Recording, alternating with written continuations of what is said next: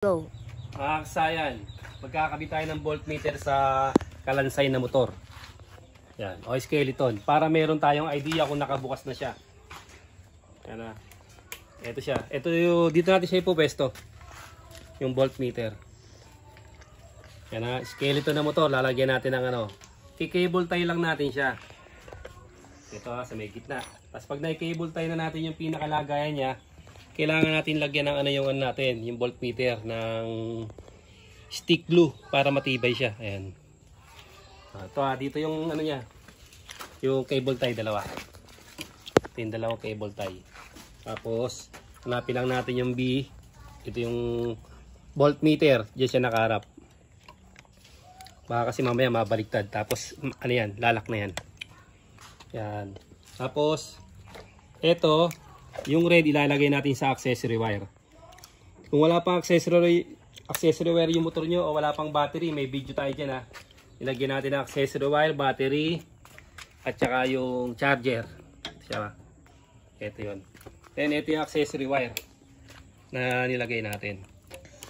Kuha tayo dito ng, ano, ng test light.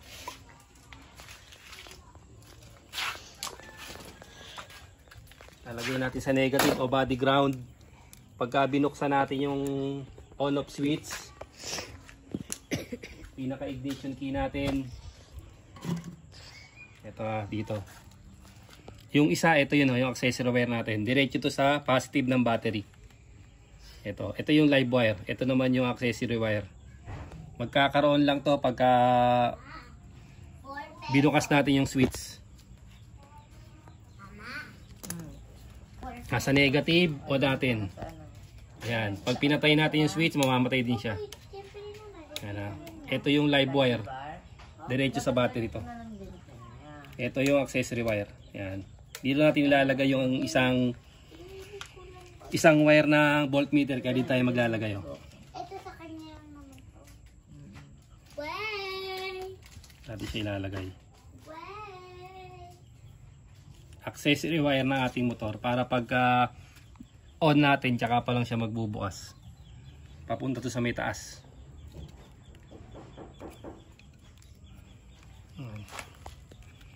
Tapos pupunta na tayo dito sa taas. Yung negative, dito natin ilagay yung negative. Oh.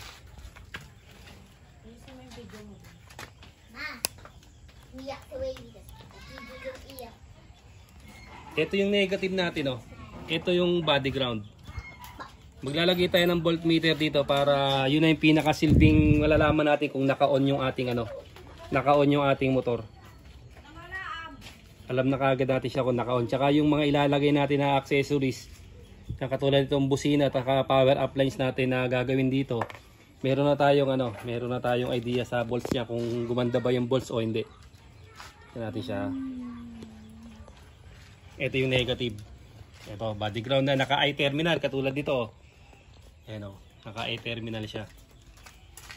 Ilalagay natin sa negative ng voltmeter. Yung kulay black, ilalagay natin sa body ground ha. Kasi skeleton to, wala tong harness. Meron tong ito. Meron siya ritong battery. Pwedeng kang kumuha sa battery. Pero para hindi ka na magpahaba ng wire, sa body ground na lang katulad nito. Ito yung body ground, ilalagay natin sa kulay black. Body ground ng skeleton, lalagay natin sa black ng voltmeter. Para malaman natin dito kung maloloba tayo o hindi.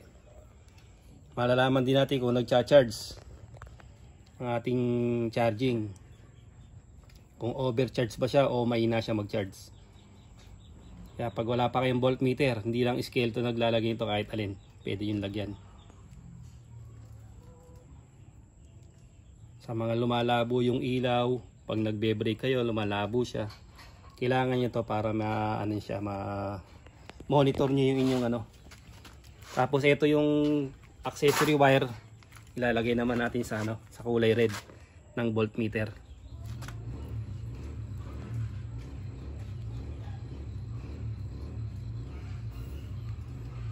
Para pag naglagay tayo niyan, katulad niyan, maglalagay tayo ng dual horn.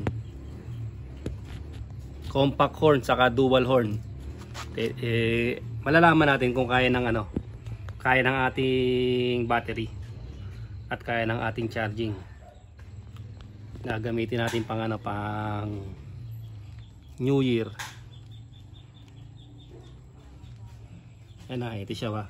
Yan, nakakabit na yung ano, yung voltmeter natin. Tapos nakalagay na sa accessory wire lang naman, isang accessory wire at saka isang ano, kung wala accessory wire rekta, malolobat ka naman, lagi siyang bukas. Ito accessory wire para pag pinindot tsaka pa lang siya magkakaroon. Tapos pag binuway natin yung ano, binuway natin yung motor, malalaman din natin kung nag-charge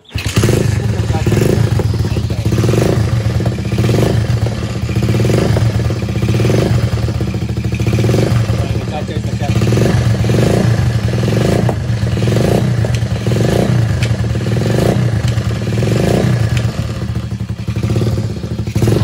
Ganun lang kasayan paglalagay ng voltmeter sa skeleton ng motor. Kailangan nyo lang muna maglagay ng battery at saka ng accessory wire na katulad dito para malaman natin kung naka-open na yung ating motor. Pag pindot natin ito, malalaman natin kung naka-open na siya. At kung nag-charge siya, kung mahina ba o malakas yan, katulad niya, no? Butok mo sa voltmeter, tumataas yung ano niya. Ibig sabihin, okay yung charging natin. Hanggang dito na lang mga kasayan. Salamat sa panonood.